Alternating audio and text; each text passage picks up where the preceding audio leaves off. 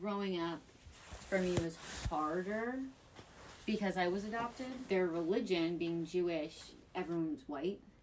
So as the brown girl, I felt really like I didn't fit in, like I was the black sheep. Now, as an adult, I've come to terms with kind of that everyone's different and that family isn't defined by DNA. Now, this sad thing about kind of growing up in that kind of household, I feel like such an alien in situations where I have to be around people that are Latino or Latina, speak Spanish, or that, have that culture, because I didn't grow up that way. But I am part of that culture, but I'm not at the same time. I'm uncomfortable in situations where I have to be labeled or put into a group. I worked at Spanish grocery store last summer.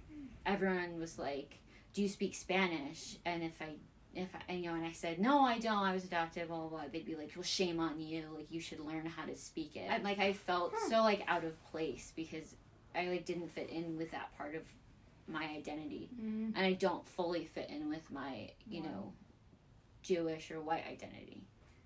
When I met you, and I never really got that from you, that you felt that way about kind of who you were, because it was I found out that you were half a year after we became friends, so that wasn't something that you projected, and that it bothered you. But I always kind of wore that on my sleeve, and that's just kind of part of who I am, and that was part of how I grew up.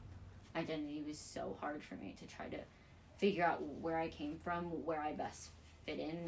I guess the unique part of it for me is that I'm really grateful because I've had so many opportunities that I wouldn't have had if I had stayed in Guatemala, wasn't as poor, and I stayed in that kind of household, or whatever.